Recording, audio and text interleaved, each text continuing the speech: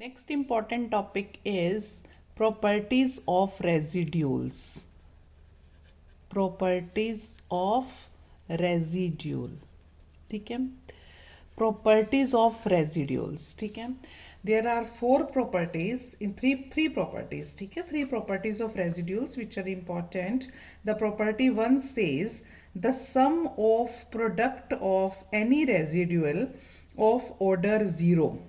The sum of product of any residual of order 0 with any other residual of higher order is 0 provided the subscript of the former occurs among the secondary subscripts of the later. अब देखो, ऐसे समझने में हमें समझ नहीं आता कि हम क्या बोल रहे हैं. This is the property number 1. Property number 1 क्या कह रही है हमें? प्रॉपर्टी नंबर 1 सेज कि हमारे पास क्या है, प्रॉपर्टीज ऑफ रेजिड्यूल में हम ये कह रहे हैं कि हमारे पास जो प्रॉपर्टी है, अभी आपको मैं थोड़ा सा इसका बता रही हूँ कि property number 1, the sum of product of any residual means sum of product of, ठीक है, दो चीज़ों का प्रोडक्ट होगा. Sum of product of any residual of order 0.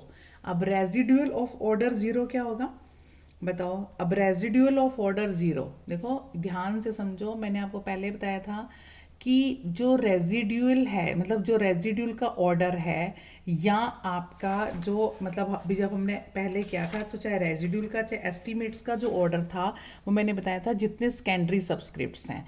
जैसे मेरे पास है एक्स, जैसे आप मान लो मेरे पास है एक्स 1.23, ठीक है. तो अब डॉट के बाद ये सेकेंडरी सबस्क्रिप्ट्स हैं, ये प्राइमरी सबस्क्रिप्ट्स हैं. तो सेकेंडरी सबस्क्रिप्ट्स में जितने नंबर होंगे उतना ऑर्डर होगा. तो ये ऑर्डर 2 है. अगर मेरा सेकेंडरी सबस्क्रिप्ट्स ये होता, ठीक है, 1 होता, तो मेरा ऑर्डर 1 होता. अगर ये होता तो मेरा ऑर्डर 4 होता. अगर ये मेरा ये होता तो ये ऑर्डर 5 होता. मतलब ये ऑर्डर 4 होता, ये ऑर्डर 2 होता, ये ऑर्डर 1 होता. मीन्स जितने नंबर इसके बाद आएंगे उतने ऑर्डर का मेरा वो रेजिड्यूल है. तो अभी ये क्या कह रहा है कि the sum of product of, ठीक है, प्रोडक्ट किसकी? Any residual of order 0. अब रेजिड्यूल ऑफ ऑर्डर 0, तो इसका मतलब ये सेकेंडरी है ही कुछ नहीं, ऑर्डर 0. तो आपके पास x1 आएगा, x1 आएगा, क्योंकि आपके पास जो है सेकेंडरी तो कुछ है ही नहीं, ऑर्डर 0 है. With any other residual of higher order, किसी भी ऑर्डर का ले लो, ठीक है, ऑफ हायर ऑर्डर कुछ भी ले लो इसमें, ठीक है. मान लो मैंने 2 ले लिया, ऑफ हायर ऑर्डर 2.13, या कुछ भी ऐसा ले सकते हो. ऑफ हायर ऑर्डर इज 0, ये 0 होगा, ये प्रॉपर्टी है. Provided the subscript of the former, जो सबस्क्रिप्ट्स है फॉर्मर का, पहले वाले का सबस्क्रिप्ट्स क्या है? 1. Subscripts of the former occurs among the secondary subscripts of the latter, कि जो फॉर्मर का पहले वाले का सबस्क्रिप्ट है वो बाद वाले के सेकेंडरी सबस्क्रिप्ट्स में होना चाहिए, तब ये 0 होगा. प्रॉपर्टी नंबर 1 समझ में आ गई. The sum of product of 2 residuals, जिसमें पहले रेजिड्यूल का सेकेंडरी सबस्क्रिप्ट 0 होना चाहिए. मीन्स पहला जो सबस्क्रिप्ट है, जो पहला रेजिड्यूल है, वो 0 ऑर्डर का होना चाहिए. 0 ऑर्डर का तब होगा अगर उसमें कोई भी सेकेंडरी सबस्क्रिप्ट नहीं रहेगा. और दूसरा जिसके साथ प्रोडक्ट वाला है, उसमें जो पहले वाले में आपके पास ये सबस्क्रिप्ट है, वो उसके सेकेंडरी में होना चाहिए, ये 1 इसके सेकेंडरी में होना चाहिए, तो इनकी प्रोडक्ट 0 बनेगी. ये है प्रॉपर्टी, ठीक है. तो ये प्रॉपर्टी है इसकी. तो इस प्रॉपर्टी को आप मतलब अब इसको क्या प्रूव करना है, ये तो कह ही रहा है. तो इसका मतलब जितनी भी आप नॉर्मल इक्वेशंस बनाएंगे, किसी भी तरह का आप देख लो, जैसे कि अभी आप कह रहे हो मैं कहती हूँ समेशन x2, ठीक है, साथ में किसका प्रोडक्ट, उसके साथ किसका ले रहे हो? समेशन 1.23, यानी ये जो है 2 वो इसके सेकेंडरी में है, ठीक है, तो ये 0 होगा. या मैं ये कहूँ कि समेशन x3 x 1.23 ये 3 इसमें है तो ये 0 होगा। ठीक है, ये है आपके पास। ओके, अब आप जर्नल बी से बनाना चाहो तो ये जर्नल भी आपके पास बन के क्या आता है कि समेशन समेशन एक्स आई और 1.23 अप टू n, है ना, इज इक्वल टू 0, कुछ भी हो, लेकिन ये आई कहाँ से कहाँ तक वेरी करेगा, 2 से लेके n तक। क्यों? क्योंकि आई 2 होगा, इसमें होना चाहिए ना 2, 3 इसमें होना चाहिए, 4 होगा तो इसमें होना चाहिए, तो ये वेरी कर, तो कोई भी जर्नल वो 0 होगा। ठीक है, दिस इज इक्वल टू 0, हमने जर्नल ये प्रॉपर्टी बना दी। ठीक है, तो यहाँ पे एक्स आई जो है आपके पास, मीन्स जो आप एक्स आई ले रहे हो ये वैसे तो 1 2 3 4 5 कुछ भी है, यहाँ पे ये 2 होगा क्योंकि इसने जो है यहाँ पे सेकेंडरी सब्सक्रिप्ट्स में आना है। ठीक है, और अगर आप ये कहते हो ये 1 2 3 ये सब ऑर्डर 0 के हैं, ये मानना है। ठीक है, the property second property says the sum of product of any two residuals in which all the secondary subscripts of the first occur among the secondary subscripts of the second is unaltered, वो unaltered रहती है if we omit any or all of the secondary subscripts of the first। देखो ऐसे wording से नहीं आता, practically बताती हूँ आपको कि वो कहता है the sum of product of, ये भी कहता है सेकंड प्रॉपर्टी जो है property number 2, the sum of product of. ठीक है, दो चीज़ों की प्रोडक्ट लेनी है। सम ऑफ प्रोडक्ट ऑफ, पहली प्रोडक्ट क्या है, in which all the secondary subscripts, मान लो कोई भी मैंने ले लिया है, मान लो मैंने 1.2 ले लिया है। ठीक है, ये कहता है कि जो दूसरे वाला होगा in which all the secondary subscripts, जो सेकेंडरी सब्सक्रिप्ट्स हैं पहले वाले के अंदर, in which all the secondary subscripts of the first, ये सेकेंडरी सब्सक्रिप्ट्स अगर जो फर्स्ट में हैं वो अक्कर करेंगे अमंग द सेकेंडरी सब्सक्रिप्ट्स, वो अक्कर करेंगे among the secondary subscripts of the second, ये secondary subscripts of the second occur करेंगे। ठीक है, अगर इसके बीच में अक्कर कर, मतलब अगर आप इसको ऐसे ले रहे हो तो ये अक्कर करेंगे, इसमें अक्कर करता है इज अनअल्टर्ड, ये अनअल्टर्ड ही रहेगा, सेम रहेगा, मतलब इसके जो वैल्यू है वो सेम रहेगी इफ वी ओमिट एनी और all of the secondary subscript, अगर मैं इसके सारे सेकेंडरी सब्सक्रिप्ट्स को ओमिट कर दूं, मतलब इसको ओमिट कर दूं तो भी ये सेम रहेगा, ये प्रूव करना है। समझ में आई?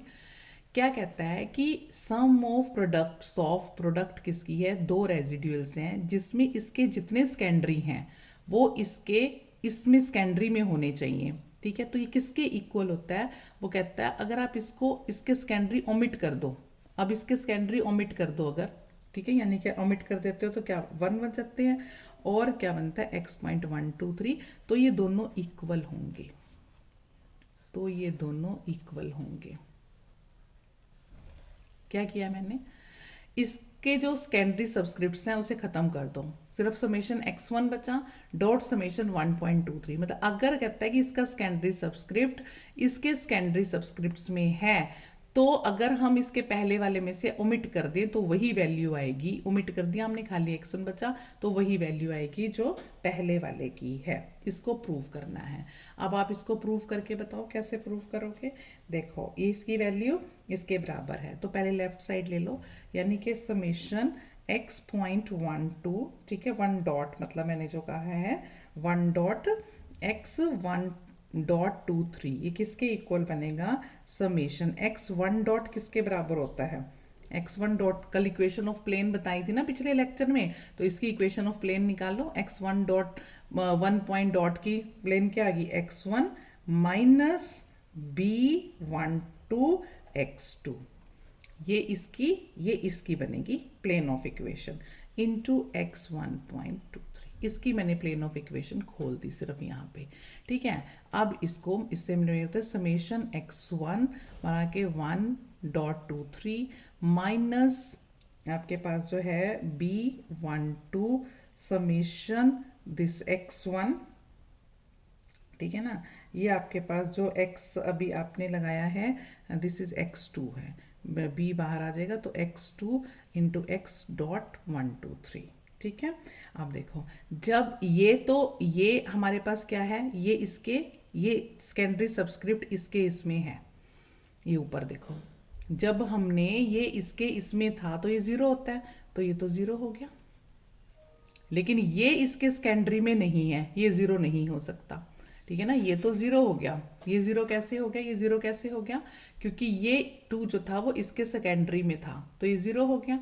लेकिन ये टू जो था वो इसके सेकेंडरी में था, ये जीरो हो गया। लेकिन ये जीरो नहीं हो सकता क्योंकि ये वन इसके सेकेंडरी में नहीं है। तो बचा कितना, समेशन x1 x1.23। यही हमने प्रूव करना था, यही हमने प्रूव करना था कि ये जो है वो इसके इक्वल है। ठीक है, this is the second property, this is the second property. Okay, the third property says the sum of product of two residuals is zero. Third property says the sum of product of two residuals is zero. The sum of product of, दो product का zero है, the sum of product of two residuals is zero if all the subscripts of the one, अगर सारे subscripts जो one में हैं, चाहे वो प्राइमरी है चाहे वो सेकेंडरी है, मान लो इसके 1.1.2 है, प्राइमरी 1 है सेकेंडरी 2 है, तो चाहे प्राइमरी है चाहे सेकेंडरी है, वो सारे के सारे सब्सक्रिप्ट्स जो हैं वो सेकेंडरी सब्सक्रिप्ट्स होने चाहिए दूसरे के सेकेंडरी, सॉरी क्या कर दिया मैंने, डॉट प्रोडक्ट लेनी है ना, इसकी प्रोडक्ट दूसरे के, मतलब ये इसके चाहे प्राइमरी सारे सब्सक्रिप्ट्स हैं चाहे सेकेंडरी सारे सब्सक्रिप्ट, सारे के सारे सब्सक्रिप्ट्स इसके सेकेंडरी होने चाहिए, इसके सेकेंडरी होने चाहिए, आगे चाहे कुछ भी हो। तो हमने ले लिया 3.12, मतलब ये सारे प्राइमरी भी जितने हैं सेकेंडरी भी जितने हैं वो इसके सेकेंडरी होने चाहिए। ठीक है, तो उनकी जो प्रोडक्ट है वो जीरो होएगी। ठीक है, इसका प्रूफ कर लो। अब इसके प्रूफ में आप लेफ्ट साइड, अगर मतलब चलो लेफ्ट के इसको खोलना है तो समेशन, अब इसको 1.2 का, अभी मैंने ऊपर भी 1.2 का ही खोला है, 1.2 का ही मैंने प्लेन निकाला है, means plane of regression of x1 on x2। ठीक है, क्या बनता है वो, x1 माइनस b12 x2, ठीक है, इंटू x3.12। ठीक है, ये this is equal to zero, ये कैसे बनेगा, आप देखो summation x1 x3.12 minus b12, और आपके पास क्या आ जाता है समेशन x2 और x3.12। आपको पता है अगर प्राइमरी सब्सक्रिप्ट जो है वो इसके सेकेंडरी में है तो ये ज़ीरो है, अगर प्राइमरी सब्सक्रिप्ट उसके सेकेंडरी में है तो वो ज़ीरो है। ठीक है, तो दोनों ज़ीरो हो गए, तो दिस इज ज़ीरो। ठीक है, hence the property third, this is zero, so this is the third property. Okay, so all the three properties of the residuals are there, so आपको तीनों properties पता होनी चाहिए और तीनों properties का proof आना चाहिए। ठीक है, अब सबसे पहले आप मतलब इसमें यही देखोगे कि प्राइमरी सब्सक्रिप्ट्स क्या है, सेकेंडरी सब्सक्रिप्ट्स क्या है, उसको लिखना क्या है, रेजिड्यूल्स क्या है, एस्टिमेट्स क्या है। ठीक है, कैसे डिनोट करते हैं, तो यूल्स नोटेशन में आपने सबसे पहले प्राइमरी सब्सक्रिप्ट, सेकेंडरी सब्सक्रिप्ट, उनको डिनोट कैसे करना है, रेजिड्यूल्स को कैसे लिखना है, एस्टिमेट्स को कैसे लिखना है, फिर आपको कोई दिक्कत नहीं आएगी। ठीक है, so these were the properties of residuals. In the next lecture we will see the variance of residual. ठीक है, इससे नेक्स्ट लेक्चर में हम करेंगे वेरिएंस ऑफ रेजिड्यूल।